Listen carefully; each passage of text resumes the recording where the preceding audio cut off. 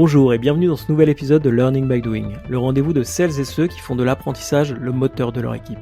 Je suis Baptiste Bézé, cofondateur de Team Bakery, une jeune entreprise qui aide les équipes à mieux travailler ensemble. Dans cette émission, je pars à la rencontre de femmes et d'hommes de conviction qui pensent que l'épanouissement au travail passe par la curiosité, le test, l'erreur, l'échange entre pairs. Mon objectif pour les prochaines minutes est de vous embarquer avec moi pour comprendre les enjeux actuels de l'apprentissage au sens large, pour mettre en lumière les recettes qui ont fait leurs preuves, pour décrypter les tactiques et les bonnes pratiques d'acteurs à la pointe sur le sujet. En espérant vous inspirer dans votre démarche d'apprentissage, je vous souhaite une excellente écoute.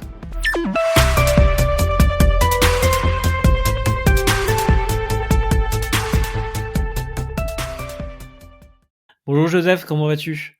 Très bien, et toi Baptiste ? Écoute, ça va très bien, je suis ravi de te recevoir dans Learning by Doing. Aujourd'hui, on va aborder un domaine d'activité qu'on n'a pas l'habitude d'aborder dans le podcast, qui est celui du BTP. On va parler du différents métiers du bâtiment, puisque tu es le président d'un groupe qui s'appelle Groupe Doumer, sur lequel vous touchez effectivement à plusieurs corps de métier. Alors tu vas nous expliquer tout ça, les toitures, la plomberie, d'autres choses. On va rentrer dans le détail de tout ça. Et ce que je trouve super intéressant, puisqu'on est là pour parler de learning, d'apprentissage et de partage, c'est qu'en fait, tu as une approche qui est un peu en rupture avec l'idée qu'on se fait de ces métiers-là qui sont très durs, avec un management très directif. J'imagine qu'il y a une partie de ce style-là, mais on voit aussi qu'à travers ton parcours, en préparant cet épisode, toi, tu prends un peu t'as pris un peu de hauteur par rapport à ce qui se fait traditionnellement et se poser la question de comment on veut faire ce métier, comment on allie le collectif, l'individuel, comment on peut créer une structure un peu, j'allais dire multiforme. Alors j'imagine qu'en plus il y a des équipes qui se montent, qui sont des équipes différentes selon les différents chantiers que vous avez à mener. Voilà, donc pour toutes ces raisons, je suis vraiment ravi de t'accueillir. Est-ce que je peux te demander de un peu compléter cette première introduction, ce premier tableau, en te présentant, Joseph ? Ouais. Donc je m'appelle Joseph Lasserre, j'ai 42 ans, je suis arrivé un peu par hasard dans le monde du bâtiment parce que ni mes études ni les antécédents familiaux n'avaient un lien quelconque avec cette industrie. Et moi je suis arrivé un peu par hasard en 2009 quand on a monté une entreprise de photovoltaïque avec deux amis de promo. Et donc on a embauché des électriciens et des couvreurs. Et moi, j'ai eu un fit particulier avec l'état d'esprit des couvreurs parce que je trouvais qu'il y avait vachement de fierté, du savoir-faire, un sentiment de liberté parce que quand on est sur les toits, on a un peu l'impression d'avoir le monde à ses pieds. Mais collé à ça, un sentiment du collectif ou de la nécessité de faire collectif pour que ça puisse marcher. Pour des questions de sécurité, on a besoin d'être deux sur un toit. Donc, on a besoin d'être plusieurs. Et ils avaient aussi très intensément, ils savaient exactement qui leur avait transmis le savoir-faire. Et souvent, ils ont en tête de le transmettre à d'autres. Donc, il y a à la fois le collectif dans le temps et le collectif au moment de faire. Donc, moi, j'ai adoré ça. Donc, j'ai développé une boîte dans la couverture et j'ai ensuite repris d'autres sociétés dans des métiers connexes, la plomberie, la métallerie et le carrelage. Donc aujourd'hui, pour donner une idée, on est une vingtaine de personnes par société, donc 80 au total, et puis on fait un peu plus de 10 millions d'euros de chiffre d'affaires. C'est hyper clair, merci beaucoup. Moi, il y a une première question qui m'intéresse. Tu dis que tu venais pas du tout de ce domaine-là, de ce CRI-là à la base. C'est quoi le truc qui t'a le plus surpris quand tu as commencé à travailler avec ces corps de métier ? Est-ce qu'il y a un truc où tu dis, qu'est-ce qu'a fait en fait alors tu nous as expliqué rapidement l'esprit collectif des couvreurs. Est-ce qu'il y a un truc qui t'a marqué, je sais pas, dans les années, tu disais 2009, quand vous avez commencé à... Moi, ce qui m'a marqué au début, donc c'est en fait quand je prenais des couvreurs avec moi pour soit aller voir un chantier, soit aller faire une réception, enfin peu importe, quand on se déplaçait ensemble en voiture, il n'y a pas une seule fois où il me faisait pas faire un crochet pour me dire attends, je vais te montrer un truc. Et donc, ce qu'ils voulaient me montrer, c'est le toit qu'ils avaient fait. Et ça, je trouve ça quand même. En fait, moi, c'est la première fois où je vois autant de fierté dans le monde professionnel de dire attends, bouge pas, je vais te montrer ce que j'ai fait de mes mains. Et tu vas voir, c'est beau. Et ça, ouais, ça m'a beaucoup touché. Et effectivement, c'est assez intéressant ça, parce que si on doit transposer ça avec le monde de l'entreprise classique, on passe assez peu de temps à célébrer les choses qu'on fait bien. Enfin, c'est un biais qu'on peut avoir, c'est qu'on est très vite dans l'opération, on prend pas le temps de célébrer. Euh, Effectivement, je vois tout à fait. Est-ce qu'il y a une raison, tu disais, alors je comprends, il y a plusieurs entités dans le groupe. c'est des équipes qui sont assez resserrées, de ce que j'ai compris, une vingtaine de Ouais. personnes à chaque fois. Est-ce qu'il y a une raison pour ça? Ouais, alors il y a 2 raisons, qui se complètent l'une l'autre. La première, c'est que, moi mon œil, c'est de me dire comment je fais des groupes dans lequel, qui marchent bien, dans lesquels chacun compte. Moi, j'avais l'impression d'être un peu un numéro dans mes boîtes précédentes et d'avoir l'impression d'être substituable toujours. Et ça m'avait, ouais, je me sentais vraiment très mal à l'aise avec ce sentiment-là. Et donc depuis le début où j'ai créé l'entreprise, je me suis dit, je veux trouver un mode d'organisation dans lequel chacun est reconnu comme personne dans un collectif. Et donc c'est vraiment le cœur du sujet. Donc je me dis, dans des collectifs plus petits, c'est plus facile de le faire. Et la deuxième réflexion qui vient un peu s'emboîter, c'est que moi je suis persuadé dans ces métiers du second œuvre du bâtiment qu'il n'y a pas d'économie d'échelle. Et donc, on n'a pas, et donc on est à l'extrême inverse de l'énergie, par exemple. Et donc, il n'y a aucun intérêt à être gros, parce que plus on est gros, plus on empile des couches. Et donc, en fait, ça fait que cette volonté de reconnaître chacun dans des collectifs de petite taille, en fait, ça marche très bien à la fois avec ma façon de voir le monde et les collectifs, et cet environnement du bâtiment dans lequel on n'a pas d'économie d'échelle, et donc ça fonctionne bien d'avoir des collectifs de taille plutôt réduite de quelques dizaines de personnes.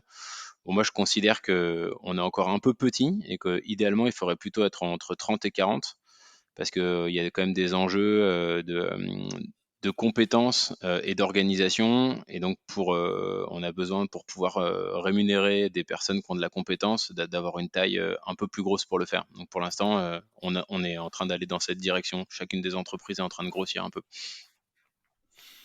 Ouais, ça, c'est hyper intéressant. Et une question, alors vraiment pour ma curiosité, celle-ci on l'a pas préparée, c'est t'as tes fonctions support, alors je pense notamment à la paye, l'administratif, c'est des fonctions qui sont mutualisées entre les différentes structures ou il y a vraiment un responsable de ces sujets à chaque fois? Ben, sur cette partie-là, moi je suis plutôt j'aime pas trop, j'ai un a priori plutôt négatif sur les fonctions support dans le temps, qui ont plutôt tendance à se supporter elles-mêmes qu'à supporter l'activité.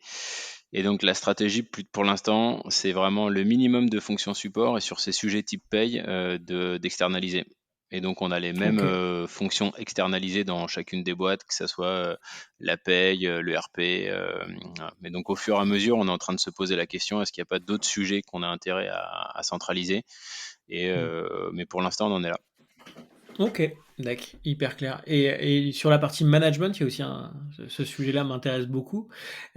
Comment est-ce que toutes les structures sont organisées de la même manière? Parce qu'il y a des spécificités selon les Mhm. corps de métier. Alors, on a décidé d'avoir la même structure sur chacune des sociétés, avec grosso modo un directeur, euh, entre 2 et 4 personnes qui préparent les chantiers, chiffrent les chantiers, suivent les chantiers, une assistante qui a un rôle un peu transverse, et après des équipes de chantier.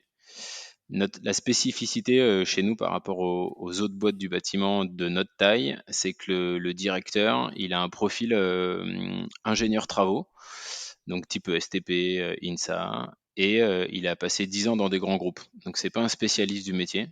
Donc le directeur de la couverture, c'est pas un spécialiste de la couverture historiquement. Et ça, ça pourrait être un défaut dans certaines dimensions, ça c'est un des avantages, mais je trouve que les avantages que ça nous procure le compensent très très largement. Pour moi, les avantages, c'est un, je connais l'organisation d'un chantier, y compris d'un gros, et donc je viens avec des méthodes d'organisation sur des plus petits chantiers. C'est souvent un point qui fait défaut à nos confrères. Et j'ai une vue globale, c'est-à-dire que je ne vais pas juste traiter mon lot, je vais traiter mon lot en ayant en tête toutes les interfaces qu'il peut y avoir avec les lots connexes. Et ça, enfin, c'est vrai dans le bâtiment, mais je pense que c'est vrai dans tous les métiers de service, ou si on fait notamment d'IT, ou si on fait juste son travail sans se préoccuper des relations qu'il peut y avoir avec les autres métiers qui se rattachent, on loupe quelque chose, pas forcément pour soi, mais pour le client. Et donc c'est là qu'on retrouve toutes les frictions entre entre les métiers. Et je pense que c'est quelque chose qui pose fondamentalement problème dans tous ces métiers de service pour la qualité et le temps de réalisation, parce qu'en cours de travail, le problème, il peut venir de la technique, mais il vient beaucoup des interfaces entre les différents métiers. Et donc avoir cette compétence-là, pour moi, c'est central. Donc il y a une compétence d'organisation, une compétence de vue globale du chantier et des interfaces, et aussi une compétence, à mon sens, de capacité à encadrer des personnes pour les faire progresser. Je trouve Mm. que quand on est sur un profil technicien, c'est des personnes qui, en général, ont moins réfléchi à comment je fais grandir les personnes qui travaillent avec moi. Et donc, je trouve que cette compétence qu'on pourrait dire en tête du directeur, elle a tendance à se diffuser dans l'entreprise parce que ça génère de la formation, de l'encadrement, de la rigueur, de la structure. Et c'est ça que je cherche à faire. On va revenir sur ce sujet learning ensuite parce que je trouve ça hyper intéressant et on a dans des épisodes précédents fait beaucoup le pont entre le learning dans les grandes organisations et des métiers plus proches de l'artisanat. C'est-à-dire, bah, on a le droit à l'erreur, on progresse en regardant les autres, on progresse en faisant. Mais on va revenir juste après. Il y a un truc super intéressant dans ce que tu viens de dire sur les profils de tes directeurs. Alors, je suis pas expert hein, du bâtiment, mais j'ai quasiment l'impression que en fait, tes directeurs ont un peu un rôle d'architecte. Enfin, en gros, ils ont d'une certaine manière les mêmes compétences que quelqu'un qui normalement est sur le chantier qui supervise un petit peu tout ce qui se passe, les différents corps de métier. Toi, tu as quasiment, enfin, quand tu me dis avec ce profil-là, c'est quasiment une internalisation de cette compétence, un peu cette vue au niveau. Je te rejoins tout à fait hein, sur le côté interface, je le vois très bien. Alors, pas que sur des projets IT d'ailleurs, sur énormément de projets dans les organisations, les zones de friction sont dans les interfaces et dans le fait de se coordonner sur des expertises différentes. Donc c'est bien ça, c'est un peu un rôle d'orchestration architecture que ces personnes En ont. fait, enfin, ils ont quand même leur rôle premier, c'est d'avoir un rôle de directeur de business unit. Donc leur Mm. rôle premier, c'est de gérer la rentabilité, la vente et et les équipes en fait. C'est ça le rôle premier. Mais en fait, Ok. dans notre gestion du chantier, maîtriser les nœuds potentiels avec les autres, je trouve que c'est clé. Et donc ça, pour moi, c'est une grosse richesse pour nos clients. Je comprends. Hyper clair. Hyper clair. Merci beaucoup de la précision. Et après, c'est intéressant d'avoir aussi leur perspective, pourquoi eux, ils sont venus, parce que Mm. c'est quand même pas le chemin classique. En fait, ils trouvaient que dans des grosses structures, ils avaient des enjeux de perte de qualité. En fait, c'était vraiment la qualité minimum pour passer le descriptif et donc et faire avec gros focus sur la rentabilité. Et la deuxième chose, c'est ils faisaient de plus en plus de juridique et donc ils s'éloignent du chantier. Et là, ils retrouvent à la fois de la qualité, de l'autonomie et de la proximité avec le chantier, ce Mm. qu'ils aiment. Voilà. Parce qu'il y a un peu un mouvement, j'allais dire, conjoncturel de dire se rapprocher un peu des choses tangibles et pas être sur des métiers où on voit pas trop à quoi ce qu'on fait sert. Il y a un peu ce côté, alors je sais pas si c'est quête de sens, mais concrètement, là, on voit le fruit de son travail ou de la coordination qu'on a fait des équipes, quoi. Ouais, exactement. Moi, j'avoue que j'avais l'impression d'avoir un peu 10 ans, pas d'avance, mais en tout cas, c'est le sentiment que j'avais en 2009, que j'ai l'impression que c'est quelque chose qui s'est un peu diffusé, quoi. Mm. Complètement. Question plus sur la montée en compétence des équipes. J'imagine que c'est des métiers d'experts. Euh, c'est quoi? C'est un format un peu de compagnonnage, pardon, où les jeunes arrivent un peu en début de carrière, les plus anciens les forment, vous faites des équipes mixtes. Comment ça se passe au quotidien pour faire monter en compétence vos collaborateurs? Nous, donc on a souvent des jeunes qui sont en apprentissage et donc qui commencent soit leur apprentissage vers entre 15 ans et 18 ans en fonction des parcours. Je t'avoue que nous on trouve ça plus facile de former des jeunes de 18 ans que des jeunes de 15 ans. Donc bon, donc on Pourquoi? essaie de. Ouais, parce qu'ils ont en général plus décidé d'être là. À 15 ans, ils ont beaucoup subi encore. Ils savent pas trop pourquoi ils sont là. On les a mis dans une voie de garage parce que c'est quand même un peu comme ça qu'en France, si on arrive dans le bâtiment à 15 ans, c'est qu'on n'était pas bon à l'école et qu'on lui a dit c'est le seul endroit possible pour vous, quoi. Et à 18 ans, on a des jeunes qu'on des fois un peu cherché ce qu'ils voulaient faire et qui savent mieux pourquoi ils sont là. Donc plus facile parce que plus motivé. Et l'encadrement de chantier, on continue à apprendre comment le faire et comment apprendre. Et pour moi aujourd'hui, la clé, elle est dans ce qu'on appelle des chefs de chantier. Donc c'est des personnes qui ont une grande maîtrise du savoir-faire technique, une bonne maîtrise de l'organisation et qui sont capables de savoir qui peut faire quoi sur le chantier. Donc quelle tâche je vais donner à qui et comment je vais l'encadrer pour que ça soit à la fois efficace sur le chantier et pertinent pour l'apprentissage de la personne. Et là, aujourd'hui, dans notre transfert de savoir-faire, c'est vraiment les personnes clés. Donc, c'est des personnes qui sont 100% du temps sur le chantier, qui ont au moins 20 ans d'expérience de métier et qui ont ce talent, parce que c'est assez rare, d'à la fois avoir la compétence technique et la capacité donc à savoir où en est chacune des personnes pour savoir quelle tâche il peut faire en fonction de la complexité. Et ça, c'est le gros point clé. Et donc, et ça nous oriente plutôt vers des chantiers de taille relativement grosse parce qu'on a besoin d'avoir au moins 3-4 compagnons sur chantier pour être capable de fonctionner comme ça. À la fois pour payer la personne, parce que c'est des personnes qui ont des salaires beaucoup plus élevés qu'un ouvrier, disons, standard. Euh, et parce que c'est plus facile d'organiser un chantier en mixant les compétences si on est 5 ou 6 que si on est 2, quoi. Si on est 2, on est vite limité, quoi. Donc, donc c'est un premier point de dire que pour, pour avoir une organisation qui est pertinente, ça nous oblige aussi à avoir des choix stratégiques sur les clients et les chantiers qui permettent de s'orienter vers l'apprentissage.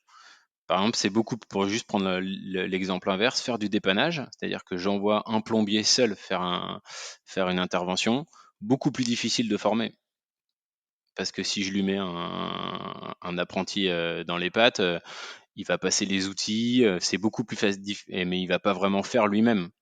Tandis que quand je suis sur un chantier plus nombreux, je suis capable d'organiser mon apprentissage de façon beaucoup plus structurée. C'est hyper intéressant ce que tu viens de dire et je pense qu'on peut le reporter à plein de domaines aussi. C'est de se dire, en fait, ton choix d'organisation, alors, est-ce que c'est l'œuf ou la poule, tu vas me dire ensuite, mais ton choix d'organisation influe sur ton business et surtout sur les projets sur lesquels tu vas te positionner. Comment toi, t'es arrivé à ce sujet-là? Tu t'es dit, bah, en fait, faut que enfin, en gros, dans le marché, faut que je vise ce type de projet. Du coup, l'organisation que je veux créer va en découler, ou c'est juste en construisant bah, la boîte qui te ressemblait, en tout cas dans laquelle tu pouvais retranscrire un peu tes envies, que ce soit en management ou en format, tu l'as dit tout à l'heure, en volonté de donner de l'autonomie, de créer des collectifs resserrés. Tu dis, bon, bah, ok, on est sur ces types de structures, du coup, il faut qu'on dise non à ce type de mission. Donc c'est ça aussi qui est important, hein, c'est qu'on ne va pas tout prendre. On va essayer de se concentrer 80% de nos efforts à gagner ces projets. Et donc, du coup, il faut que je me staffe comme ça pour gagner ces projets dans lesquels il y a, on va dire, suffisamment de marge pour créer des équipes où il y a de la transmission, où il y a de la supervision et in fine de la qualité, quoi. Bah, je vais dire sur ça, même si moi j'ai beaucoup, enfin j'ai passé pas mal de temps à réfléchir à quel type d'organisation ou pour quel client. Franchement, ce qui se passe, c'est surtout quand je vois quelque chose qui fonctionne, ah, je me dis putain ça je l'avais pas vu. Bien sûr, c'est une personne qui est 100% sur le chantier qui pour former et il faut qu'elle soit suffisamment senior et qu'elle ait une équipe suffisamment grosse. Parce qu'au début, pendant longtemps, j'ai pensé que ce seraient des personnes qui étaient en encadrement externe au chantier, qui permettraient de former. Mais je me suis aperçu que c'était pas du tout opérant. Et donc, c'est en voyant un chef de chantier dans une entreprise de carrelage que j'ai repris, où je me suis dit, putain, ça marche trop bien. En fait, bien sûr que c'est comme ça qu'il faut faire. Et c'est là où je me suis dit, mais qu'est-ce que ça implique sur la taille des chantiers, sur la taille des équipes, et donc avec quels clients j'ai besoin de travailler. Parce qu'on a aussi grosso modo des marges plus faibles. Plus les chantiers sont gros, plus la marge est faible. Et donc Ok. se pose la question de savoir où est-ce qu'il faut être dans cet équilibre-là, quoi. Mm. Mais franchement, j'ai beau réfléchir, c'est quand même souvent des observations de terrain qui me permettent de trouver des solutions. Donc on est plutôt à essayer. C'est pour ça que je crois aussi beaucoup à avoir des sociétés différentes, parce qu'en fait, on observe des choses différentes dans différents contextes. Et en multipliant les champs d'observation, on est capable de se dire, ah bah ça marche bien. Je lui aurais pas pensé, mais je m'aperçois que ça marche. Pourquoi j'essaierais pas de le faire ailleurs? Et donc, Mmh. c'est le fait d'avoir une organisation décentralisée, ça permet aussi ça, de pas être que sur du théorique, mais d'être aussi sur qu'est-ce qui marche. Ah putain, je l'avais pas vu comme ça. Est-ce que c'est un coup de chance? Est-ce que c'est une personne? Ou est-ce que c'est quelque chose que je peux dupliquer dans l'organisation? Ouais, je vois très bien. Et du coup, ça, c'est toi qui mènes ces observations? Est-ce que tu arrives à faire du partage d'expérience entre les différentes organisations ou elles sont vraiment silotées sur leur métier, ils parlent, enfin, à part sur les chantiers communs qu'ils doivent avoir, ils se parlent pas? Est-ce que Non, moi, tu arrives à une... alors j'essaye. Aujourd'hui, on a surtout réussi à le faire entre les 4 directeurs plus moi, ces échanges. Ok, Euh, Moi, je considère que dans l'apprentissage, c'est bien d'avoir 3 niveaux différents. Enfin, 3 types d'échanges différents. Un niveau avec un échange avec un N+1, pour le dire comme ça, donc qui est moi pour les directeurs. Un échange entre pairs, parce qu'on ne parle pas de la même façon et des mêmes sujets, et des échanges avec les personnes qu'on encadre, les N-1. Et je trouve et je l'ai organisé aussi de cette façon-là, le groupe, pour que chacun des directeurs, il ait ce 3 types d'échanges possibles. Et donc moi j'organise, donc je vois mes directeurs chacun une fois par semaine. Et dès qu'on évoque des questions où ça me fait penser à un autre sujet, je leur dis bah tiens, tu devras en parler avec le directeur de tel parce qu'il a eu ce cas-là, et donc je pense que c'est intéressant que vous parliez ensemble. Donc il y a ce type d'échange, et puis après on essaye de travailler ensemble sur des chantiers communs pour qu'on apprenne à se connaître et qu'on a envie d'échanger ensemble. Donc, ouais, on le fait de plus en plus, et donc là, un des enjeux suivants, c'est d'essayer de le dupliquer en dessous, de le répéter en dessous avec des modes opératoires, type briefing, débriefing, qui permettraient de se dire ça, c'est un mode opératoire Doumer, on le fait comme ça, et on le répète ailleurs, et donc de se poser la question, toi aussi, comment tu le fais, pourquoi tu le fais comme ça. Donc là, on est dans cette étape-là. ok, super clair. Est-ce qu'il y a un... C'est super clair et je trouve que ça se... Encore une fois, en même temps que je t'interviewe, je réfléchis au pont qu'on peut faire à d'autres secteurs. Je trouve ça hyper intéressant d'avancer dans une logique hyper économique, mais de toujours à chaque fois se dire, ah tiens, ça je l'ai observé, est-ce que ça peut servir à d'autres? Je trouve que c'est un état d'esprit qui est aussi hyper intéressant à développer quand on est dans des domaines très différents. Est-ce que tu aurais, juste pour qu'on se projette un petit peu, un ou deux exemples de chantiers sur lesquels, alors soit qui sont emblématiques de ce que vous faites, soit sur lesquels bah, là, tu as vraiment passé un cap en termes d'orga où tu te dis, bah, tiens, c'est grâce à ce chantier que j'ai revu l'orga, j'ai vu la façon dont on mettait des process en place, j'ai fait grandir mon organisation euh, de manière globale. Ouais, ben, on a refait le carrelage, enfin l'étanchéité et le carrelage de la piscine olympique de Nanterre. Donc pour nous, Mhm. c'était un marché vraiment gros, parce que c'était 1 million d'euros, un marché d'1 million d'euros, donc quand même 10% de notre chiffre d'affaires de l'année sur le total du groupe. C'est assez exceptionnel. Moi, j'essaie d'être souvent vigilant sur la taille des plus gros chantiers, parce que je trouve que ça nous met à risque. Et donc plusieurs choses déjà. Je reviens sur la dimension chef de chantier. Donc on avait un chef de chantier qui a 50 ans, 30 ans d'expérience dans le carrelage, et qui a la capacité que j'évoquais tout à l'heure à organiser son chantier pour donner des tâches pertinentes à chacun. Et qui avait la capacité aussi de gérer de l'interne et de l'externe. Donc on avait la possibilité de renforcer par des sous-traitants, mais en gardant de la maîtrise. Et donc ça, je trouve que c'est important. Euh, et, euh, et on a et on a fait intervenir Doumer Plomberie, donc l'activité de plomberie et l'activité de métal, en cours de chantier. Et j'ai racheté, enfin pendant le chantier, et j'ai racheté l'entreprise de métal pendant le chantier donc de la piscine de Nanterre. Et en fait, c'est le directeur de la du carrelage, donc qui menait l'ensemble du chantier. Donc là, on était multilo, et donc on retrouvait la compétence qu'on évoquait tout à l'heure, c'est-à-dire je suis un spécialiste du carrelage, mais je connais l'environnement de chantier, donc je suis capable de le comprendre pour mon client et pour moi aussi. Et c'est lui qui me disait, au départ, on devait sous-traiter à une entreprise extérieure la métallerie. Et quand on l'a eu en interne, il m'a dit, ça m'a changé ma vie, parce que j'avais une personne qui réfléchissait comme moi, qui comprenait mes problèmes, qui venait avec des solutions qui étaient pertinentes, et qui n'était pas en mode je vais défendre mon beefsteak, tu m'as pas donné les éléments, et donc là je vais t'assassiner sur les prix ou sur l'organisation.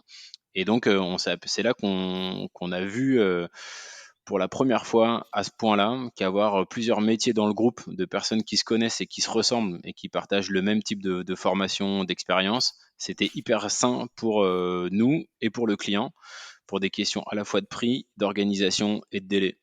On avait un gros enjeu de délai pour une piscine parce que le but c'est qu'elle soit fermée le moins longtemps possible pour les usagers. On n'aurait pas fini le chantier dans les temps si on n'avait pas eu la plomberie et la métallerie dans le groupe. Et donc ça a plutôt été des points qui nous ont confortés dans l'intérêt d'avoir plusieurs métiers de spécialistes dans le même groupe. Un ingénieur travaux qui était capable de réfléchir à la fois spécialiste et multilo, et un chef de chantier qui était capable d'encadrer des grosses équipes pour répartir la tâche et former. C'est ouais, super exemple. Enfin, vraiment, c'est assez impressionnant. On voit qu'il y a un avant, un après, quoi. Il y a un bon en avant qui a été fait grâce à ce projet, Ouais. qui était peut-être le projet de ton année. Ah ouais, là c'est le projet de l'année 2022, c'est sûr. Bon, il y en a d'autres beaux, mais celui-là était bien. Ok, Et super puis il y clair. a un côté fierté aussi qui est top. Et donc ça, c'est un des enjeux qu'on a, c'est de trouver les chantiers dont on va être fier dans l'année. Et donc ça peut pas être tous nos chantiers, mais il y a un certain nombre de... Il faut qu'on en ait quelques-uns dans l'année où les compagnons peuvent dire, ouais, celui-là, c'est moi qui l'ai fait, quoi. Et que Je ça soit les reviens sur. compagnons ou moi, quoi. Ouais, ouais, Mhm, c'est hyper clair. J'ai une question. Je reviens un peu sur comment dire, tes collaborateurs qui sont. Alors, je sais pas si c'est directeur d'agence, directeur d'expertise. Comment toi, tu les formes sur des sujets. Parce que j'ai compris que c'était plutôt des profils. Alors, je sais pas si c'est jeune ou en tout cas en première, deuxième expérience et qui voulaient se réorienter sur des sujets un peu plus concrets. Est-ce que tu as t'as un format de mentoring, tu les fais discuter avec leurs pairs? C'est quoi un peu t- le process que tu t'es mis en place pour les onboarder, pour les faire monter progressivement? Ou d'ailleurs Euh, pas progressivement, hein, je sais pas. non, mais déjà, donc pour moi, dans l'apprentissage, il y a toujours un point de vigilance entre qu'est-ce que je vais apprendre moi-même et découvrir, et donc avec un risque d'erreur potentielle et d'absence de temps, enfin où on maîtrise pas la vitesse à laquelle va se dérouler l'apprentissage, et des éléments que je donne, que je pourrais donner un peu pré-mâchés. Donc pour moi, il y a toujours cette tension dans l'apprentissage qui est pas facile qui est pas facile à gérer.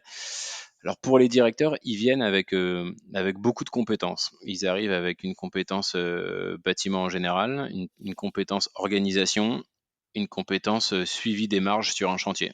Ils arrivent avec ça, avec un bagage vraiment solide. Et donc les enjeux pour eux qui sont nouveaux, il y a un enjeu recrutement, il y a un enjeu trésorerie, il y a un enjeu métier pour devenir un spécialiste du métier. Et il y a un enjeu, et je dirais c'est les trois principaux enjeux. Euh, je, Moi, je les vois une fois par semaine et donc je suis très vigilant sur. En fait, je les laisse venir avec des questions pour qu'ils me présentent eux-mêmes comment ils organisent, parce que ce qui m'intéresse, c'est de voir ce que eux regardent, sans que moi je leur dise regardez ci, regardez ça. Et donc on a trois points par mois, enfin un point par semaine. Et donc il y en a que un par mois qui est très structuré, avec un ensemble de KPIs qui doivent suivre, qui permet notamment sur des sujets de volume, de rentabilité, de trésorerie. Et après, je laisse beaucoup de liberté dans la façon dont ils présentent les points, parce que ce qui m'intéresse, c'est de savoir ce qu'ils regardent et donc ce qu'ils regardent pas. À partir du moment où ils regardent un sujet, je me dis qu'ils l'ont en tête, qu'ils le maîtrisent et je vois comment ils le travaillent. Par contre, s'il y a des points qui sont pas regardés, là, je me dis qu'il y a un point d'attention à faire. Donc, c'est comme ça qu'on fait. Il y a des choses qu'on fait aussi évoluer. Là, par exemple, le directeur de la métallerie qui est arrivé en janvier, on s'est rendu compte qu'on n'avait pas fait une formation métier suffisamment forte au début. Et donc cet été, il a fait une formation spécifique d'un mois pour monter en compétences métiers. Donc on essaye d'avoir des formations externes sur le métier à proprement parler, ou des formations internes avec les équipes qui sont déjà là, qui sont des spécialistes. Et sur tous les autres dimensions, c'est plutôt moi qui les apporte. Et donc, gestion de la trésorerie, comment on fait pour optimiser sa trésorerie, est-ce qu'on a besoin d'un facturage ou pas, comment je gère mon acompte, tous ces éléments-là. et je trouve qu'on est très complémentaires. Avec moi, j'ai une formation d'école de commerce. Et donc, sur cette vision stratégie, organisation, où est-ce qu'on va, comment on veut le faire, commercial, négociation, et eux qui viennent avec la partie métier à proprement parler, organisation. Donc ça, c'est le premier point de ce suivi hebdomadaire qui permet de regarder ou de laisser faire. Et après, on fait un point, tous les 4 directeurs et moi, une fois par mois. Et donc, par exemple, une fois, on a fait un point sur la négociation. Moi, je suis venu avec un peu d'informations sur la négociation, parce que suite à la lecture d'un livre que j'ai bien aimé, et on s'est fait ensemble des tests de dire sur ce cas-là, comment on le ferait pour négocier en utilisant la méthode. Ok, bah en fait tu me fais une super transition, c'est hyper clair. Moi on arrive plutôt vers la fin de ce format. J'ai des questions plus personnelles. On voit que tu t'es posé plein de questions sur l'organisation, sur le type de structure que tu veux mettre en place. Comment toi tu apprends? C'est quoi c'est quoi tes routines? C'est quoi les ouvrages peut-être, les discussions que tu as pour progresser sur ces sujets? Alors, déjà, moi, j'aime bien faire des liens entre plein de choses différentes qui, a priori, n'ont rien à voir. Et donc, par exemple, moi, j'ai fait 30 ans de foot, je me suis mis au tennis il y a 4 ans. Et, en fait, je me rends compte que pour progresser, j'ai besoin de sentir. Donc, par exemple, au tennis, il y a un enjeu de prendre la balle devant. Euh, et en fait, si quelqu'un te dit, ah là, tu l'as pas pris assez devant, tu aurais dû la faire plus comme ça, en fait, je trouve qu'on progresse très doucement. Par contre, si on se concentre sur la sensation, qu'est-ce qui se passe quand je la prends là? Et ben là, le corps, il observe et il enregistre. Et donc, moi, je crois beaucoup à cet apprentissage par la sensation, et par l'observation de son propre comportement. Donc, que ça soit dans le sport, mais aussi par exemple, ma façon de réagir dans certaines situations. Et donc, quand j'ai par exemple des personnes soit peuvent avoir peur dans une situation, qui se mettent en colère, je leur dis, mais qu'est-ce qui déclenche chez toi cette réaction-là? Donc, moi, je trouve sur toutes les fonctions d'encadrement, c'est hyper intéressant. Et donc d'être dans un mode d'observation de soi-même sur qu'est-ce qui déclenche ce type de comportement que j'ai envie de voir disparaître, par exemple. Donc ça, c'est un premier truc. Après, moi, comme chef d'entreprise, entrepreneur, je suis confronté à plein de sujets hyper différents. Et quand c'est nouveau pour moi, je cherche des experts. Et donc, j'essaie de trouver dans mes amis ou mes copains de copains quelqu'un qui est spécialiste du sujet. Par exemple, si on a eu des sujets de recrutement, donc j'ai rencontré des personnes qui faisaient que ça. Et après, moi, j'ai des lectures assez éclectiques de sociologie, de mythes, et je trouve qu'ils sont toujours éclairantes. Là, par exemple, je suis en train de lire un livre qui s'appelle La logique de l'honneur de Philippe Diribarne, qui date fin des années 90, donc c'est un peu daté, mais son point, c'est de dire qu'en France, aux États-Unis, on est sur une logique très contractuelle de management. Donc, le contrat est très clair et on sait pour qui on travaille, qu'est-ce qu'on doit lui faire, et l'objet, c'est de respecter le contrat. Son point, c'est de dire qu'en France, on est plutôt sur une logique de l'honneur. En fait, en fonction de mon rôle ou du groupe auquel j'appartiens, je me dois de être à ce niveau-là, faire ci, respecter ça. Et je trouve que en fait, c'est extrêmement opérant dans la compréhension du comportement des personnes. Et donc voilà, j'ai des points d'éclairage qui peuvent venir soit de lecture, du sport, soit d'experts, enfin, ou de spécialistes avec lesquels j'essaye d'échanger quand j'ai un sujet nouveau. Ok, c'est super clair. Je reviens sur le premier parce que je trouve hyper intéressant celui de la sensation. Et notamment de se dire, bah, quand j'ai eu tel comportement ou telle réaction, c'est parce qu'il s'est passé ça. Petite question, petit complément que je te pose, c'est quoi le rituel que tu as pour te dire, bah, régulièrement, faut que je fasse attention, enfin, en gros, faut que je prenne du recul sur ce qui s'est passé.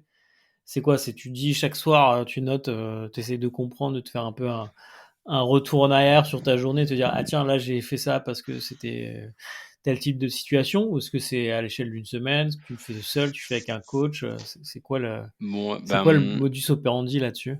en fait, donc moi j'ai découvert la méditation il y a une vingtaine d'années.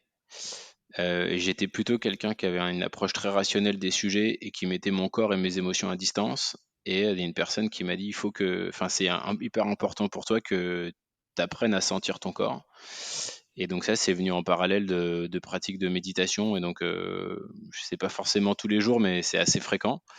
Et ça peut être dans plein de circonstances différentes. Et donc, j'essaye d'avoir des temps seul dans le silence pour mettre mon mental ou mon esprit en veille et faire attention à ce que je ressens et mon corps. Et je m'oblige pas à avoir des relectures systématiques d'événements et de façon dont j'ai réagi, mais par contre j'essaye d'avoir un temps réservé à comment je me sens et comment ça implique mes réactions, ma vision du moment. Ouais, c'est cette pratique-là qui est une pratique personnelle, ouais. Trop bien. Et ça, tu fais quoi? Tous les jours? Ouais, j'essaye de faire quasiment tous les jours, mais je suis pas trop un ayatollah de me dire tous les jours de 19 à 20 heures ou 19 heures ou pendant 30 minutes en mettant mon chrono. J'essaye plutôt de l'ancrer dans des moments. Alors, par exemple, il y a des moments